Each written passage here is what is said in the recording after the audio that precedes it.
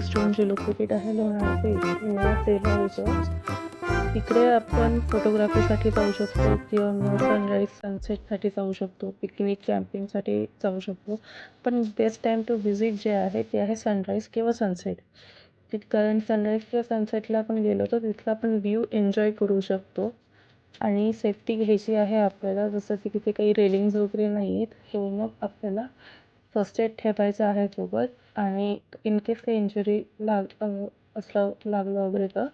आणि आपल्यासोबत थोडं खायचं सामान किंवा पाणी वगैरे व्यवस्थित सफिशियंट ठेवायचं आहे. आपल्यासोबत जर का लहान मुलं वगैरे असतील तर मग त्यांची पण काळजी घ्यायची आहे. आपल्या शूजला व्यवस्थित ग्रीप असली पाहिजे, कारण तिथे काही रेलिंग्स वगैरे नाही आहेत, तर मग लहान मुलं त्यांची काळजी घ्यायची आहे आपल्याला. आणि इथे पार्किंगसाठी आपल्याला रोड साईड पार्किंग करावी लागते. आपलं नेक्स्ट डेस्टिनेशन जे आहे ते आहे कटलधार वॉटरफॉल, जे लोकेटेड आहे उल्हास व्हॅलीच्या इथे नियर राजमाचीच्या जवळ आहे. ते वॉटरफॉल जे आहे ते 350 फूट खोल आहे. आणि त्या वॉटरफॉलपर्यंत पोचायला आपल्याला 4 ते 5 तासांचा ट्रेक करावा लागतो डेन्स फॉरेस्टमधून. त्यासाठी एक लोकल गाईड मॅन्डेटरी आहे.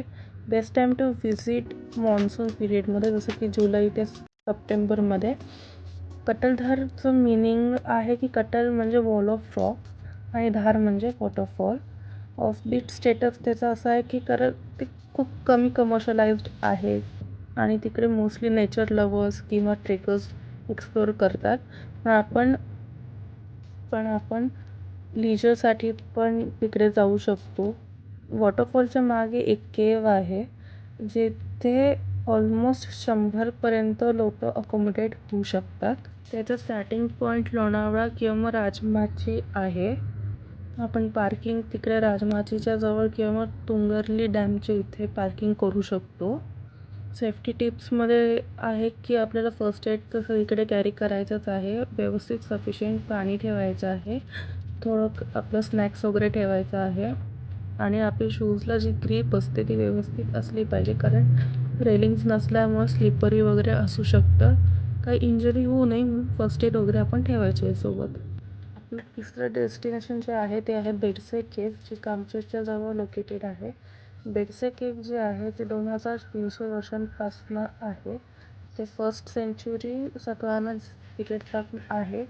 एन्शंट इंडियन आर्ट आणि रॉक कट आर्किटेक्चर आहे त्याचं.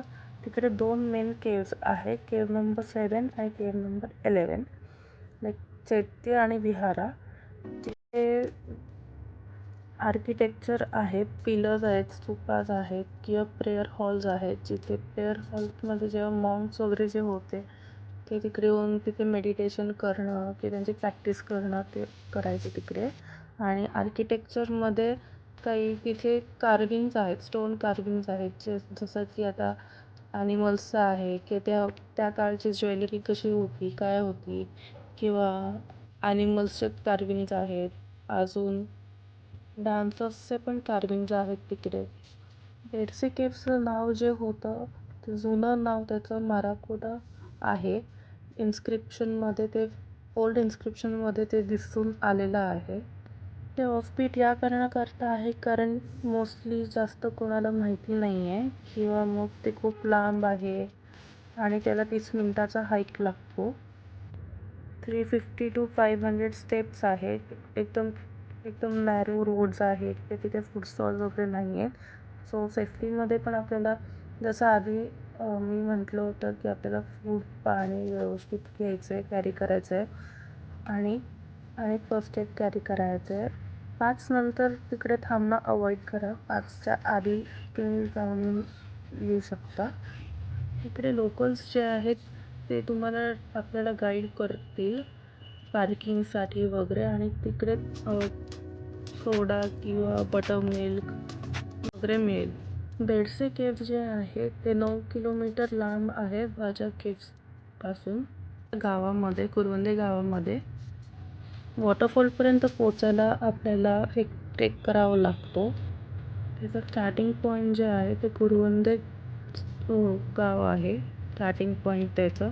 ते ऑफबीट या कारणाकरता आहे की बुशी डॅम आणि टायगर पॉईंटपेक्षा लेस क्राऊडेड आहे आणि बेस्ट टाईम टू व्हिजिट म्हणजे मान्सून पिरियडमध्ये जाऊ शकतो, जून टू सप्टेंबरमध्ये.